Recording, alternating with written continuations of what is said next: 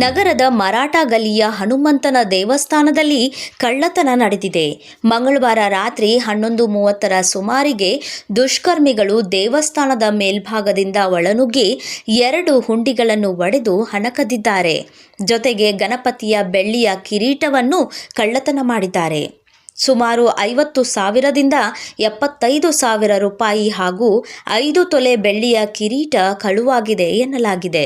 ಸ್ಥಳಕ್ಕೆ ಶಹರ್ ಪೊಲೀಸರು ಭೇಟಿ ನೀಡಿ ಪರಿಶೀಲನೆ ನಡೆಸಿದ್ದು, ಸಿಸಿ ಕ್ಯಾಮೆರಾದಲ್ಲಿ ಕಳ್ಳತನದ ದೃಶ್ಯ ಸೆರೆಯಾಗಿದೆ.